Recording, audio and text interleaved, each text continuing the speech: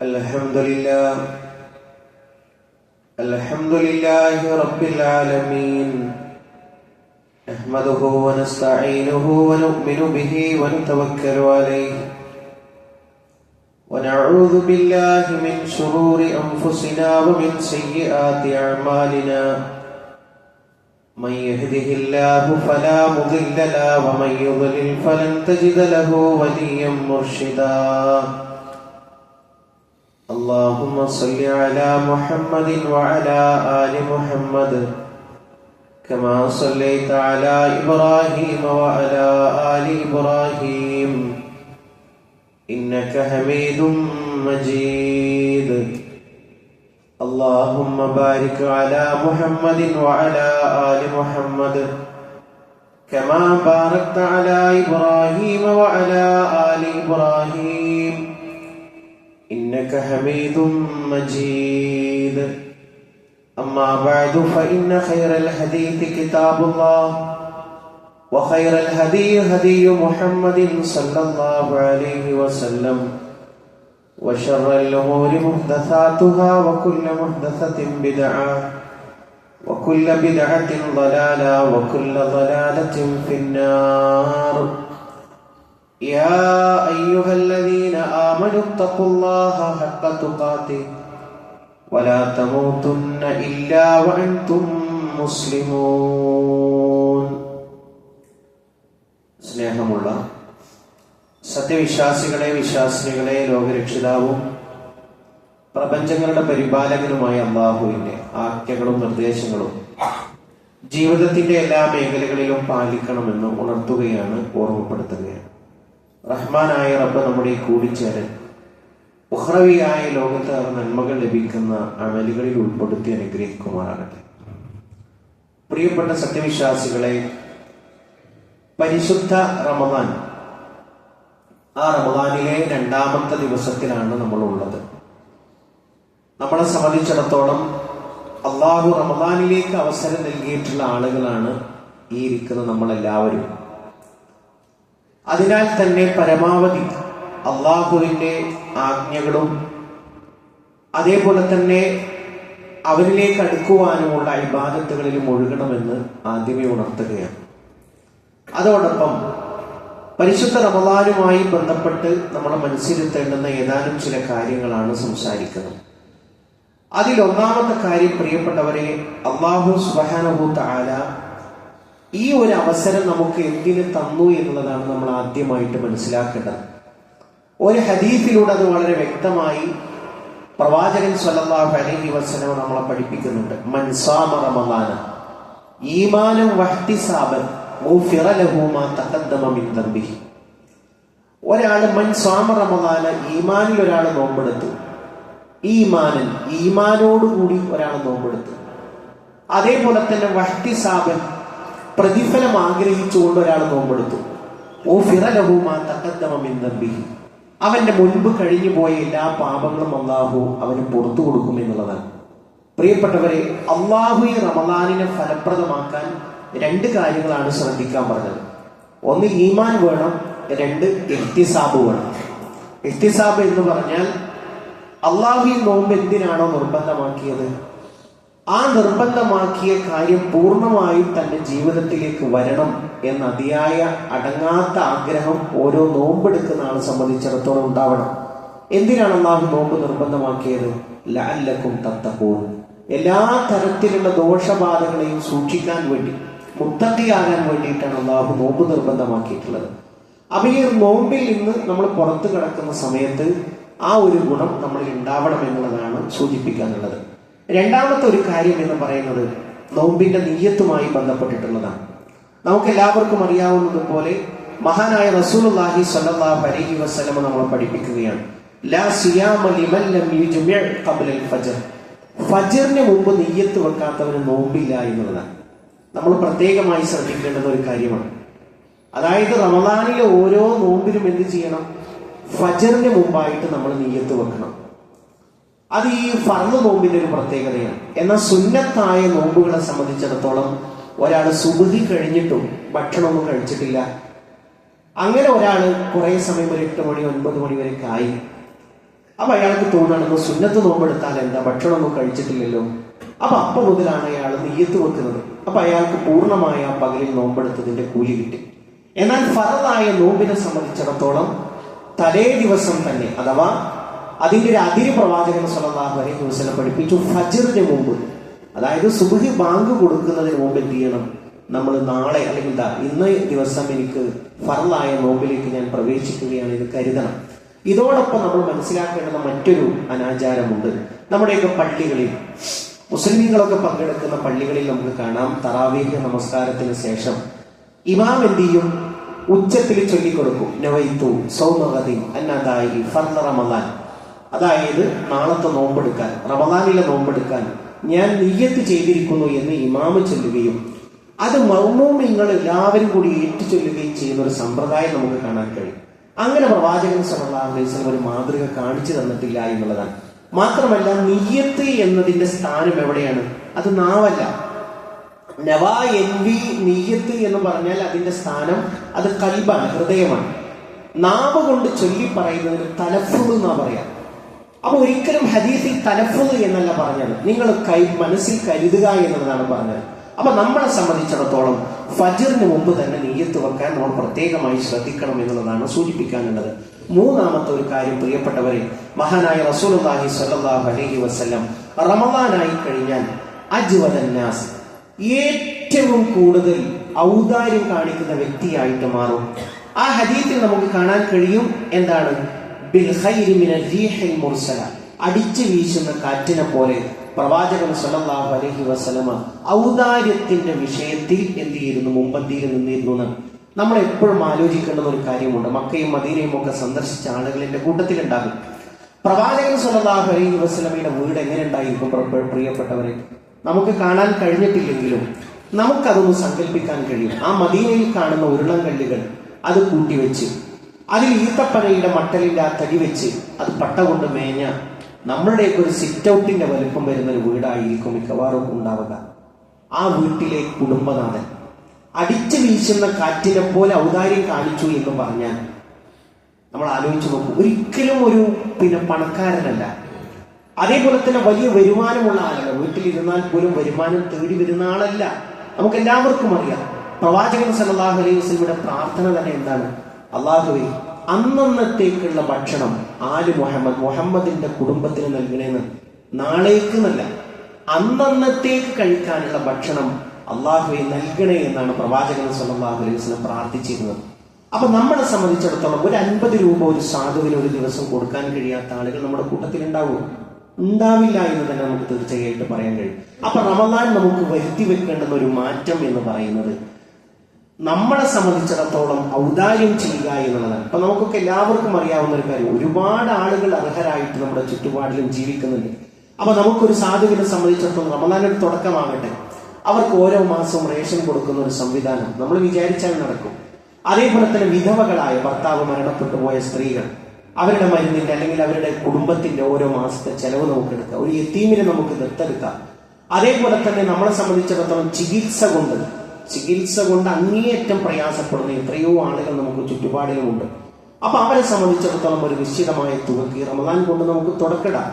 അത് മാത്രമല്ല പ്രിയപ്പെട്ടവരെ, നമ്മളെ സംബന്ധിച്ചിടത്തോളം വീടില്ലാത്ത ആളുകൾ, അതേപോലെ തന്നെ അള്ളാഹുവിന്റെ ഭവനത്തിന് വേണ്ടി നമ്മളോട് സ്വതക്ക ചോദിച്ചു വരുന്ന ആളുകൾ, എല്ലാവരെ സംബന്ധിച്ചിടത്തോളം നമുക്ക് ഉപയോഗപ്പെടുത്താനുള്ള വഴികൾ എമ്പാടുമുണ്ട് എന്നാണ് ഞാൻ ഈ പറഞ്ഞതിന്റെ ചുരുക്കം.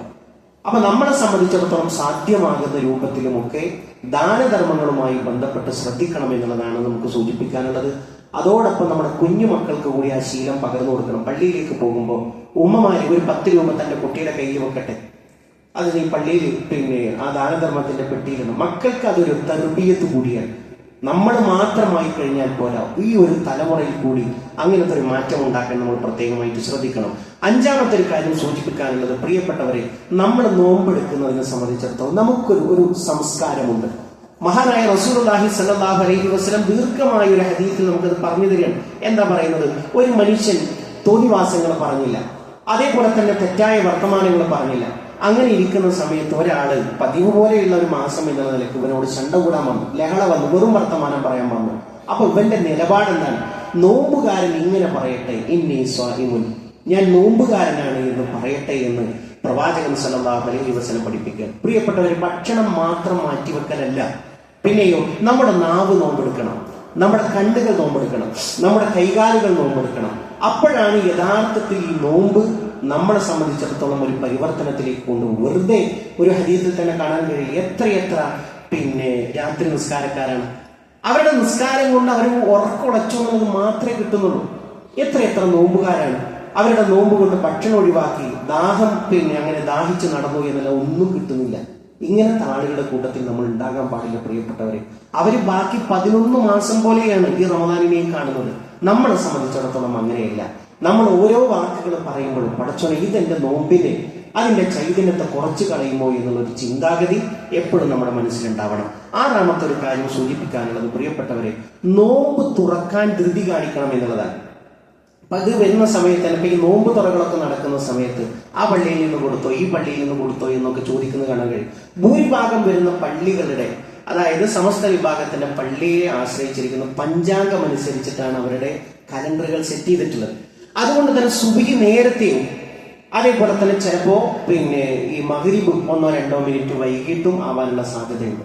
ഇന്നിപ്പോ നമുക്ക് സോഷ്യൽ മീഡിയകളൊക്കെ സജീവമായ സ്ഥാനത്ത് നമുക്ക് ഇതിന്റെ കൃത്യമായ കണക്ക് എപ്പോഴാണ് സൂര്യൻ ഉദിക്കുന്നത് അസ്തമിക്കുന്നത് എപ്പോഴാണ് എന്നുള്ളത് ഓരോ മനുഷ്യനും അറിയാവുന്ന തരത്തിലേക്ക് സംവിധാനങ്ങൾ വന്നിട്ടുണ്ട്.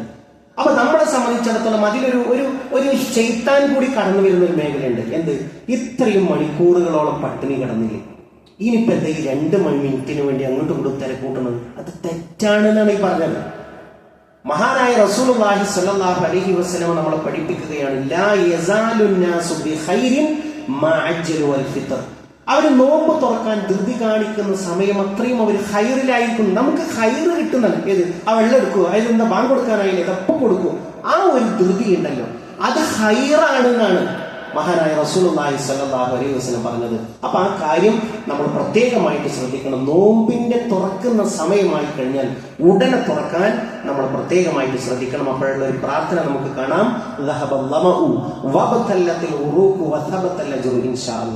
അല്ലാഹു സുബ്ഹാനഹു തആല ഉദ്ദേശിക്കുകയാണെങ്കിൽ ഈ നോമ്പിലുള്ള കൂലി എനിക്ക് കിട്ടി, നാഡീജനമുകൾ നനഞ്ഞു എന്ന രൂപത്തിലുള്ള ഒരു പ്രാർത്ഥന നമുക്ക് കാണാൻ കഴിയും. മറ്റൊരു കാര്യം, 7ാമത്തെ ഒരു കാര്യം സൂചിപ്പിക്കാനുള്ളത് പ്രിയപ്പെട്ടവരെ, വിശുദ്ധ ഖുർആനിന്റെ പാരായണമാണ്. മഹാനായ റസൂലുള്ളാഹി സ്വല്ലല്ലാഹു അലൈഹി വസല്ലം ജിബ്രീലുമായി കണ്ടുമുട്ടുന്ന ഒരു മാസമാണ്. അതുകൊണ്ട് തന്നെ പ്രവാചകൻ സ്വല്ലല്ലാഹു അലൈഹി വസല്ലം ഖുർആൻ ജിബ്രീലിനെ കാണുന്ന വേള, അതായത് റമദാനിൽ ജിബ്രീൽ അലൈഹിസ്സലാം പ്രവാചകൻ സ്വല്ലല്ലാഹു അലൈഹി വസല്ലമയുടെ അടുക്കൽ വരികയും ഖുർആൻ ഓതാൻ ആവശ്യപ്പെടുകയും ജിബ്രീൽ അലൈഹിസ്സലാം അത് കേട്ടിരിക്കുകയും ചെയ്തു. നമ്മൾ ആലോചിച്ച് നോക്കൂ, ഒരു കറക്ഷൻ അവിടെ നടക്കുകയാണ്. മഹാനായ റസൂലുള്ളാഹി സ്വല്ലല്ലാഹു അലൈഹി വസല്ലം വഫാത്താകുന്നതിന്റെ തൊട്ടു മുമ്പുള്ള റമദാനിൽ 2 തവണ മഹാനായ ജിബ്രീൽ അലൈഹിസ്സലാം വന്നിട്ട് വിശുദ്ധ ഖുർആനിന്റെ പാരായണം ഒത്തുനോക്കി എന്നുള്ളതാണ്. അപ്പോ നമ്മളെ സംബന്ധിച്ചിടത്തോളം പ്രിയപ്പെട്ടവരെ, അലിഫ് ലാം മീം എന്ന് പറഞ്ഞാൽ ഇപ്പൊ എത്രയേ ഉള്ളൂ? പ്രവാചകൻ സല്ലല്ലാഹു അലൈഹി വസല്ലം പറയണം, അതിന് ഒരു നന്മയല്ല. അലിഫ് എന്ന് പറയുന്ന അക്ഷരത്തിന് 10 നന്മയുണ്ട്, ലാം എന്ന് പറയുന്ന അക്ഷരത്തിന് 10 നന്മയുണ്ട്, മീം എന്ന് പറയുന്ന അക്ഷരത്തിന് 10 നന്മയുണ്ട്. അലിഫ് ലാം മീം എന്ന് ഒരാൾ പാരായണം ചെയ്താൽ 30 നന്മയാണ് കിട്ടുക. പ്രിയപ്പെട്ടവരെ, ഈ വിശുദ്ധ റമദാൻ നമ്മളിൽ നിന്ന് വിട പറയുമ്പോൾ നമുക്കൊരു കണക്ക് വേണം. ഏത്, എത്ര തവണ ഞാൻ വിശുദ്ധ ഖുർആൻ ആദ്യ അവസാനം പാരായണം ചെയ്തു തീർക്കും. അപ്പോ ഒരു തവണയാണ് എന്ന്, അത് വളരെ നിഷ്പ്രയാസം കഴിയുന്ന ഒരു കാര്യമാണ്. ഒരു ജുസ് ഒരു ദിവസം പാരായണം ചെയ്താൽ മതി. ഓരോ വക്തിന് വരുമ്പോഴും 2-3 പേജ് പാരായണം ചെയ്താൽ 5 വക്ത് പൂർത്തിയാകും, ഒരു ജുസ് പൂർത്തിയാകും. വളരെ എളുപ്പമാണ്. എന്നാൽ 2 തവണ പൂർത്തിയാക്കാൻ ഉദ്ദേശിക്കുന്നവരെ സംബന്ധിച്ചിടത്തോളം 2 ജുസ് ഒരു ദിവസം നമുക്ക് പാരായണം ചെയ്യേണ്ടതുണ്ട്. ഇങ്ങനെ എത്രയാണോ ഖുർആനുമായിട്ടുള്ള ബന്ധം നമുക്ക് പുലർത്താൻ കഴിയുക, അത് കൂടുതൽ സമയമുള്ള ആളുകളെ സംബന്ധിച്ചിടത്തോളം അല്ലാഹു സുബ്ഹാനഹു തആല സൂറത്തുൽ ബഖറ എങ്ങനെ പ്രിയപ്പെട്ടവരെ തുടങ്ങുന്നത്, അലിഫ് ലാം മീം ദാലികൽ കിതാബ് ലാ റൈബ ഫീഹി ഹുദൽ ലിൽ മുത്തഖീൻ. എന്താ വർത്തമാനം? അതായത് അല്ലാഹു പറയാണ്, ഇതാകുന്നു വേദഗ്രന്ഥം, ഇതിൽ സംശയമേതുമില്ല, ഹുദൽ ലിൽ മുത്തഖീൻ, തഖ്വയുള്ള ആളുകൾക്ക് വഴികാട്ടിയാണ്. 60 കൊല്ലം ഈ ദുനിയാവിൽ ജീവിച്ചിട്ട് അള്ളാഹിന്റെ മുമ്പിൽ ഹാജരാകുമ്പോൾ അള്ളാഹുവിനോട് ന്യായമായിട്ട് നമുക്ക് പറയണ്ടേ പ്രിയപ്പെട്ടവരെ, അള്ളാഹ് നീ എനിക്ക് തന്നിട്ടുള്ള സമ്മാനം ഖുർആൻ, അത് ആദ്യം മുതൽ അവസാനം വരെ അതെന്ത് എന്നോട് പറയുന്നു എന്ന് നോക്കാൻ ഞാൻ ശ്രമിച്ചിട്ടുണ്ട്. ഞാൻ ഒരു തവണ അത് എൻ്റെ ഭാഷയിൽ തന്നെ ഖുർആൻ എന്താണ് എന്നോട് പറയുന്നത് എന്ന് നോക്കാൻ ഞാൻ ശ്രമിച്ചിട്ടുണ്ട് എന്ന് പറയാൻ നമുക്ക് സാധിക്കണം. മാത്രമല്ല ജന്നാത്തുൽ ഫിർദൗസിൽ ഇടം കിട്ടുന്ന ആളുകളെ സംബന്ധിച്ചിടത്തോളം അല്ലാഹ് പറയുന്നത് എന്താണ്? നിനക്ക് മനഃപ്പാഠമുള്ള ആയത്തുകൾ പാരായണം ചെയ്തോ, എന്നിട്ട് നീ കയറിപ്പോയിക്കോ. എവിടെയാണോ നിന്റെ പാരായണം അവസാനിക്കുന്നത് അതാകുന്നു നിന്റെ ദറജ എന്ന് പ്രവാചകൻ സല്ലല്ലാഹു അലൈഹി വസല്ലം പഠിപ്പിക്കുകയാണ്. ഇനി എട്ടാമത്തെ ഒരു കാര്യം, പ്രിയപ്പെട്ടവരെ, നമ്മളെ സംബന്ധിച്ചിടത്തോളം ഈ നോമ്പിന്റെ പകലുകൾ എന്ന് പറയുന്നത്, അതിന്റെ രാത്രിയാകട്ടെ പകലാകട്ടെ, അല്ലാഹു സുബ്ഹാനഹു തആല പ്രാർത്ഥനയ്ക്ക് ഉത്തരം നൽകുന്ന സന്ദർഭങ്ങളാണ്. സലാത്തു ദഅവാത്തിൻ മുസ്തജാബാത്തിൻ, 3 പ്രാർത്ഥനകൾ അല്ലാഹു തീർച്ചയായും ജവാബ് നൽകുന്ന കാര്യം. ഒന്നെന്താണ്? ദഅവത്തു സ്വാഇം, നോമ്പുകാരന്റെ ദുആ. രണ്ടാമത്തത് വദഅവത്തുൽ മദ്ലൂം, ആക്രമിക്കപ്പെട്ടവന്റെ പ്രാർത്ഥന. മൂന്നാമത്തത് വദഅവത്തുൽ മുസാഫിർ, യാത്രക്കാരന്റെ പ്രാർത്ഥന. അപ്പൊ നമ്മളെ സംബന്ധിച്ചിടത്തോളം ഈ ഒരു നോമ്പിൽ നമ്മൾ പ്രാർത്ഥിക്കുന്ന പ്രാർത്ഥനയ്ക്ക് പ്രത്യേകമായിട്ടുള്ള ജവാബുണ്ട് എന്നുള്ളത് പ്രത്യേകം ഓർക്കണം പ്രിയപ്പെട്ടവരെ. നമ്മുടെ ഹാത്തിമത്ത്, നമ്മുടെ പര്യവസാനം, എങ്ങനെയാണ് നമ്മൾ മരണപ്പെട്ടു പോകാന്നറിയില്ല. നമ്മുടെ സ്വർഗപ്രവേശനം, നമ്മുടെ കുടുംബം, നമ്മുടെ മക്കൾ, എന്തൊക്കെ നമുക്ക് ചോദിക്കാൻ സാധിക്കും അതെല്ലാം റഹ്മാനായ റബ്ബിനോട് ചോദിക്കേണ്ടുന്ന ഒരു സന്ദർഭമാണ് എന്നുള്ളത് സൂചിപ്പിക്കുകയാണ്. 9ാമത്തെ ഒരു കാര്യം അത്താഴവുമായി ബന്ധപ്പെട്ടിട്ടാണ്. പല ആളുകളും പറയാറുണ്ട്, എനിക്ക് ആ സമയം, ഞാൻ അങ്ങനെ അത്താഴമൊന്നും കഴിക്കാറില്ല, ആ സമയത്ത് ഒരു സംഗതി ചെയ്യാറില്ല എന്ന്. അങ്ങനെ ചിന്തിക്കരുത് പ്രിയപ്പെട്ടവരെ. അള്ളാഹുവിന്റെ റസൂൽ സല്ലല്ലാഹു അലൈഹി വസല്ലം പറയണം, നമ്മുടെയും അഹ്ലു കിതാബിന്റെയും നോമ്പ് തമ്മിലുള്ള വ്യത്യാസം എന്താ അറിയോ? അതിൽ അത്താഴമുണ്ട് നമുക്ക് എന്നുള്ളതാണ്. മാത്രമല്ല ഈ അത്താഴത്തിന്റെ ഭക്ഷണം അത് ബർക്കത്താണ്, അതിൽ ബർക്കത്ത് ഇറങ്ങുന്നു എന്നുള്ളതാണ്. അതുകൊണ്ട് ഒരു തുള്ളി വെള്ളം കുടിച്ചിട്ടാണെങ്കിലും നിങ്ങൾ എന്ത് ചെയ്യണം? അത്താഴം കഴിക്കണം. മാത്രമല്ല പ്രവാചകൻ സല്ലല്ലാഹു അലൈഹി വസല്ലം അതിന്റെ സമയം വരെ പറയണം. എത്രത്തോളം നിങ്ങൾക്ക് അതിനെ പിന്തിപ്പിക്കാൻ കഴിയുമോ? സ്വഹാബത്ത് അത്താഴം കഴിച്ചിരുന്ന സമയപ്പെടായിരുന്നു. അത്താഴം കഴിച്ചു കഴിഞ്ഞാൽ പിന്നെ ഫജ്ർ ബാങ്ക് കൊടുക്കുന്നത് 50 ആയത്ത് ഓതാനുള്ള ദൈർഘ്യം ഉണ്ടായിരുന്നുള്ളൂ എന്നാണ്. അതായത് അത്താഴം കഴിച്ചു, സുബഹി ബാങ്കിന്റെയും ഇടയിൽ പിന്നെ എത്രയുള്ളൂ? 50 ആയത്ത് ഓതാനുള്ള സമയം ഉണ്ടായിരുന്നുള്ളൂ എന്നാണ്. അപ്പൊ അത്രയും അത്താഴത്തെ പിന്തിപ്പിക്കുക എന്നുള്ളതും പ്രവാചകൻ സല്ലല്ലാഹു അലൈഹി വസല്ലമയുടെ ഒരു മാതൃകയിൽ നമുക്ക് കാണാൻ കഴിയും എന്നുള്ളതാണ് പ്രിയപ്പെട്ടവരെ. പിന്നെ മറ്റൊരു കാര്യം സൂചിപ്പിക്കുവാനുള്ളത് നോമ്പ് തുറയുമായി ബന്ധപ്പെട്ടിട്ടുള്ളതാണ്. നമുക്ക് ഒരാൾ നോമ്പെടുത്താൽ ആ നോമ്പിന്റെ പ്രതിഫലമാണ് കിട്ടുക. എന്നാൽ മറ്റൊരാളുടെ കൂലി കൂടി കിട്ടുന്ന, അതായത് 2 നോമ്പെടുത്തതിന്റെ കൂലി കിട്ടുന്ന ഒരു പ്രതിഫലമാണ് ഒരാൾ നോമ്പ് തുറപ്പിക്കുക എന്നുള്ളത്. മഹാനായ റസൂലുള്ളാഹി സ്വല്ലല്ലാഹു അലൈഹി വസല്ലം വളരെ കൃത്യമായിട്ട് പറഞ്ഞു, മൻ ഫത്തറ സ്വാഇമ, ഒരാൾ ഒരു നോമ്പുകാരനെ നോമ്പ് തുറപ്പിച്ചാൽ അവന്റെ അതേ പ്രതിഫലം ഉണ്ട് എന്ന് മഹാനായ റസൂലുള്ളാഹി സ്വല്ലല്ലാഹു അലൈഹി വസല്ലം നമ്മളെ പഠിപ്പിക്കുകയാണ്. പ്രിയപ്പെട്ടവരെ, ഒട്ടേറെ നന്മകൾ നമ്മളെ സംബന്ധിച്ചിടത്തോളം ഈ റമദാനിൽ ഉണ്ട്. അതെല്ലാം വാരിക്കൂട്ടാൻ വേണ്ടി ശ്രദ്ധിക്കുക. റഹ്മാനായ റബ്ബ് നമ്മളെ അനുഗ്രഹിക്കുമാറാണ്.